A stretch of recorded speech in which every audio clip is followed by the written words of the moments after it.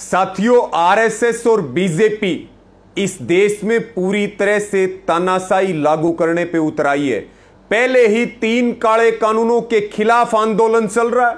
हरियाणा में खट्टर सरकार संपत्ति सती विधेयक जैसा काला कानून लेकर के आती है और भूमि अधिग्रहण अधिनियम कानून में खतरनाक परिवर्तन करके और अपनी मंशा जाहिर कर देती है।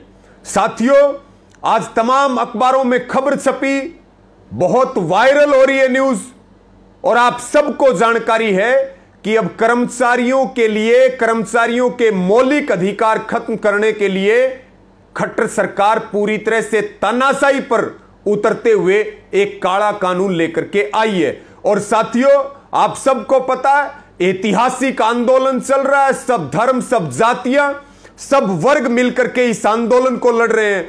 और इस किसान आंदोलन में कर्मचारियों का एक बहुत बड़ा रोल है। बहुत सारे फोन आ रहे हैं कर्मचारियों के, और वो एक भय के माहौल में है कि संविधान को ठोकर मार करके और कैसे खट्टर सरकार हिटलर को पीछे छोड़ने का काम कर रही है। और साथियों, ये अखबार में आपने खबर देखी, आप इसमें देखिए कि कर्मचारियों को परिवार पर रखनी होगी नजर, कहीं सरकार के खिलाफ गतिविधि में शामिल तो नहीं। सरकार के खिलाफ यानी कि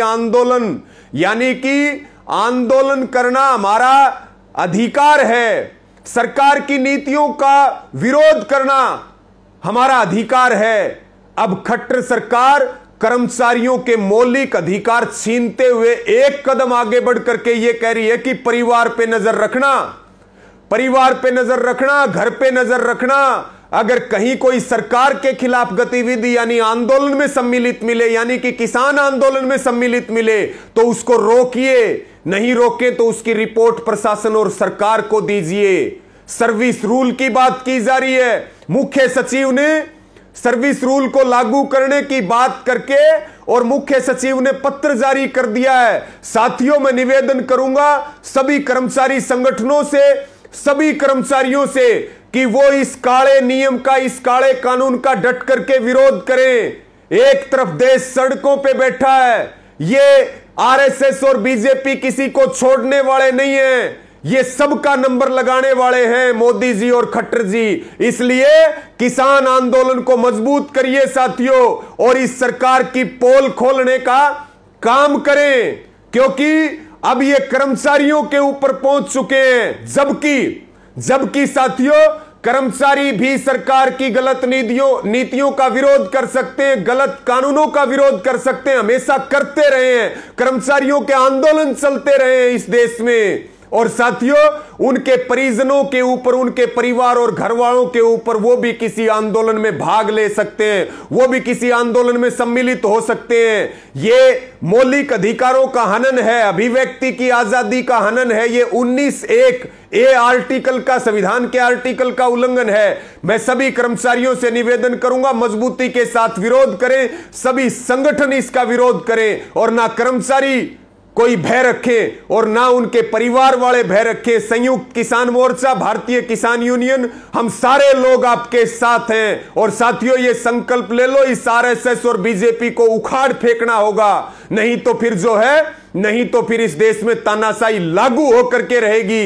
ये अपने रंग दिखाना इन्होंने शुरू कर दिया है। वहीं एक नया आदेश आता है, वहीं 2-3 दिन पहले एक नया आदेश भी आता है कि हरियाणा के कर्मचारी आरएसएस जैसे संगठनों के कार्यक्रमों में सम्मिलित हो सकते हैं, आरएसएस में काम कर सकते हैं। आरएसएस जो दंगे भड़काता है, आरएसएस जो अंग्रेजों की दलाली किया करता था, आरएसएस जो देश बेच रहा है, आरएसएस जो नफरत फैलाने का काम करता है, वहां तो आप अपनी सेवाएं दे सकते हैं। शर्म आनी चाहिए खट्टर सरकार को, जो आरएसएस जैसे तालिबानियों के संगठन के लिए ऐसी बातें कही जा रही हैं कि उनकी गतिविधियों में हिस्सा ले सकते हैं। और दूसरी तरफ साथियों, मैं ये भी आप सबसे निवेदन करूंगा, और हरियाणा के मुख्यमंत्री खट्टर जी को हमारी चेतावनी है, आपके आरएसएस में, बीजेपी में आपके तमाम नेताओं और मंत्रियों और सांसदों ने हरियाणा के सैकड़ों कर्मचारियों का दुरुपयोग कर रहे हैं। वो तनख्वाह सरकार से पाते हैं,